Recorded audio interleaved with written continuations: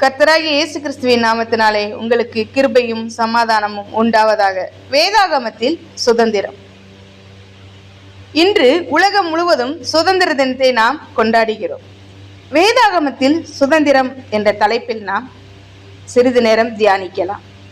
உலகத்தில் பலர் சுதந்திரம் என்று சொன்னால் எந்த கட்டுப்பாடும் இல்லாமல் மனம் போனபடி செய்வது என நினைக்கிறார்கள். ஆனால் வேதாகமம் சொல்லும் சுதந்திரம் இதிலிருந்து வேறுபட்டது. அது பாவத்திலிருந்து, பயத்திலிருந்து, சாத்தானின் அடிமைத்தனத்திலிருந்து விடுபட்டு தேவனுடைய சித்தத்தின்படி வாழ நம்மை அழைக்கப்படுகிறது. இதைத்தான் வேதாகமத்தில் சுதந்திரம் என்று சொல்லி நாம் பார்க்கலாம். யோவான் 8:36 குமாரன் உங்களை விடுதலையாக்கினால் மெய்யாகவே விடுதலையாவீர்கள் அப்படின்னு சொல்லி நம்ம பார்க்கலாம். இயேசுவே உண்மையான சுதந்திரத்தை தருபவர். இயேசுவே நமக்கு விடுதலையை தருபவர். அரசியல் சுதந்திரம், சமூக சுதந்திரம் எல்லாம் தற்காலிகம். இன்னைக்கு ஒருத்தவங்க பதவியில் இருப்பாங்க, நாளைக்கு வேற ஒரு ஆள் இருப்பாங்க. இந்த சமூகத்துல ஒரு ஆள் பெரிய ஆளா இருக்கலாம், அது நிரந்தரமானது கிடையாது. ஆனா இயேசு தர்ற சுதந்திரம் நித்தியமானது, நிரந்தரமானது, நம்முடைய வாழ்க்கைக்கு மிகவும் அவசியமானது அப்படின்னு சொல்லி கூட நம்ம பார்க்கலாம். பாவத்திலிருந்து விடுதலை. ரோமர் 6:22 நாம் பார்க்கலாம், இப்பொழுது நீங்கள் பாவத்தினின்று விடுதலையாக்கப்பட்டு தேவனுக்கு அடிமைகளானதினால் பரிசுத்தமாகுதல் உங்களுக்கு கிடைக்கும் பலன். நம்ம பாவத்திலிருந்து பாவத்திற்கு அடிமையாகாமல், பாவத்தில் விழுகாமல் தேவனுக்கு அடிமை ஆனோம்னா நமக்கு கிடைக்கிற பலன் என்னதான்? முடிவு நித்திய ஜீவன். எவ்வளவு அழகாக அந்த வசனம் சொல்லுகிறது பாருங்கள். பரிசுத்தமாகுதல் உங்களுக்கு கிடைக்கும் பலன், நமக்கு முடிவு என்னது? நித்திய ஜீவன் என்று சொல்லி நாம பார்க்கலாம். நம்முடைய பயன்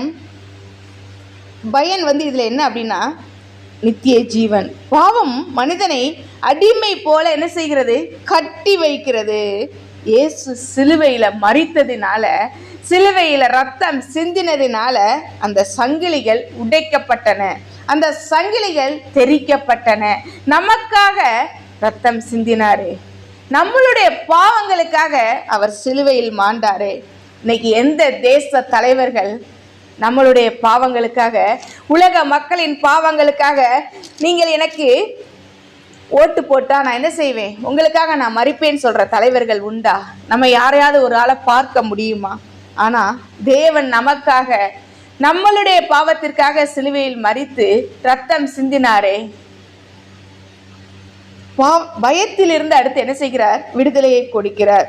2 தீமோத்தேயு 1:7 நாம் பார்க்கலாம், தேவன் நமக்கு பயமுள்ள ஆவியை கொடாமல் பலமும் அன்பும் தெளிந்த புத்தியும் உள்ள ஆவியையே கொடுத்திருக்கிறார். பயத்தை நம்ம இடத்திலிருந்து என்ன செய்கிறாரே? எடுத்து போடுகிறார். தெளிந்த புத்தி, அன்பு, பலம், இந்த ஆவியைத்தான் தேவன் என்ன செஞ்சிருக்காரு? நமக்கு கொடுத்திருக்கிறார். சுய கட்டுப்பாடும் சக்தியும் அன்பும் உள்ள ஆவி அப்படின்னு சொல்லி கூட நம்ம பார்க்கலாம். பயமும் கவலையும் மனிதனை சிறையில் என்ன செய்கிறது? அடைக்கிறது.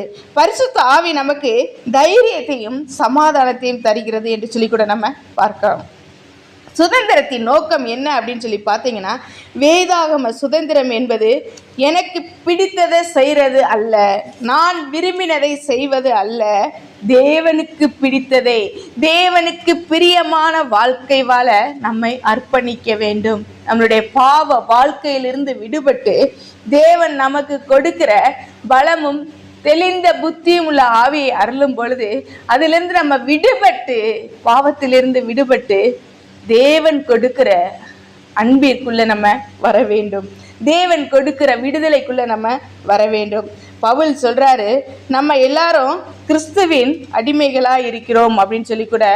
கர்த்தரால் அழைக்கப்பட்ட அடிமையானவன் கர்த்தருடைய சுயாதீனதா இருக்கிறான் அப்படின்னு சொல்லி கூட நம்ம பார்க்கிறோம். அப்படியே அழைக்கப்பட்ட சுயாதீனன் கிறிஸ்துவினுடைய அடிமையாய் இருக்கிறான். தேவன் நம்மை அழைத்திருக்கிறாரே, எதற்காக? இந்த உலக பாவத்திலிருந்து விடுபட தேவன் நம்மை தெரிந்தெடுத்திருக்கிறார். அவருடைய அடிமையா நம்ம வச்சிருக்கிறாரு. அவருடைய அடிமையா இருந்தா இந்த உலக பிரகாரமான அடிமையை போல நடத்தப்படுவோமா? இல்லையே. தேவன் நம்மளை பயமும் தெளிந்த புத்தியும் உள்ள ஆவியை என்ன செய்யறாரு? பயத்தை நம்ம கிட்ட இருந்து எடுத்து போட்டு தெளிந்த புத்தி உள்ள ஆவியை கொடுக்கிறார் என்று சொல்லி கூட நம்ம பார்க்கிறோம். சுதந்திரம் நம்மை சுய நலத்திலிருந்து விடுவித்து அன்பிலும் பரிசுத்தத்திலும் என்ன செய்கிறது? நடத்துகிறது அப்படின்னு சொல்லி கூட நம்ம பார்க்கிறோம். சுதந்திரத்தின் பொறுப்பு அப்படின்னு சொல்லி பார்த்தீங்கன்னா கலாத்தியர் 5:13 நாம் பார்க்கலாம், சகோதரரே, நீங்கள் சுயாதீனத்திற்கு அழைக்கப்பட்டீர்கள். இந்த சுயாதீனத்தை நீங்கள் மாம்சத்திற்கு ஏதுவாக அனுசரியாமல் அன்பினாலே ஒருவருக்கொருவர் ஊழியம் செய்யுங்கள். நமக்கு தேவன் கொடுத்திருக்கிற பொறுப்பு என்ன அப்படின்னு சொல்லி பார்த்தீங்கன்னா, நம்ம எதற்காக அழைக்கப்பட்டிருக்கோம்? சுதந்திரத்திற்கு அழைக்கப்பட்டவங்க.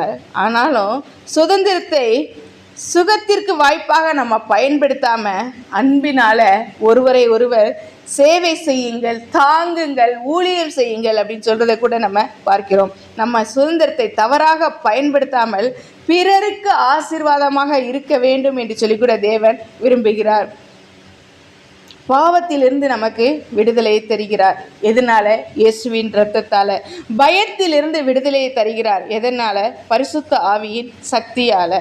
சுய நலத்திலிருந்து நமக்கு விடுதலையை தருகிறார் அன்பில் சேவை செய்வதன் மூலம். அன்பு நம்ம கிட்ட இருக்கணும்னு சொல்லி கூட அன்பினாலே ஒருவருக்கொருவர் ஊழியம் செய்யுங்கள் என்று சொல்லி கூட நம்ம பார்க்கிறோம்.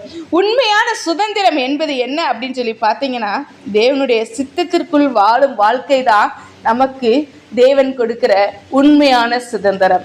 தேவனுடைய சித்தத்திற்கு நம்மை அர்ப்பணிக்க வேண்டும். குயவன் கையில் நாம் எல்லாரும் என்னது? களிமண். ஏசப்பா, என்னை எடுத்து உங்க சித்தம் போல பயன்படுத்துங்க அப்படின்னு சொல்லி கூட நம்ம அர்ப்பணிக்கும் பொழுது நமக்கு உண்மையான விடுதலை கிடைக்கிறது என்று சொல்லி கூட நம்ம பார்க்கிறோம். அந்த சுதந்திரம் இங்கேயும் நித்தியத்திலும் நம்மை ஆசீர்வதிக்கிறது. இந்த பூலோக வாழ்க்கையில மட்டுமல்ல, பரலோக வாழ்க்கையிலையும் நம்மை ஆசீர்வதிக்க அது வல்லதா இருக்கிறது என்று சொல்லி கூட நம்ம பார்க்கிறோம். தேவன் தாமே ஆசீர்வதிப்பாராக. ஜெபம். இரக்கமுள்ள கர்த்தாவே, இந்த நேரத்தை எங்களுக்கு நீர் தெரிந்தெடுத்து கொடுத்த தயவிற்காக நன்றி அப்பா. இன்று அநேகர் உலகத்திலே சுதந்திர தினத்தை கொண்டாடி இருந்தாலும் அப்பா, என் தேவன் அப்பா, நீங்க கொடுக்கிற சுதந்திரம் எங்களுக்கு முக்கியம் சுவாமி. எங்களுக்கு நீங்க கொடுக்கிற சுதந்திரம் தான் எங்களுடைய வாழ்க்கையில நிரந்தரம் அப்பா. அது எங்களை நித்தியத்திற்கு அழைத்து செல்கிறது என்று சொல்லி கூட நம்ம பார்க்கிறோமே அப்பா. எங்களுடைய பயத்திலிருந்து விடுதலை, பாவத்திலிருந்து விடுதலை ஐயா, எங்களுடைய அக்கிரமங்களிலிருந்து விடுதலை அப்பா. தேவன் நீங்க தாரீங்க ஐயா. நாங்கள் அதை பொறுப்பை உணர்ந்தவர்களை அன்பினாலே ஒருவருக்கொருவர் ஊழியம் செய்ய எங்களை தகுதிப்படுத்துங்க. தொடர்ந்து காத்துக்கொள்ளுங்க, பலப்படுத்துங்க. நேசிக்கிற இயேசுவின் நாமத்தில் பிதாவே, ஆமென்.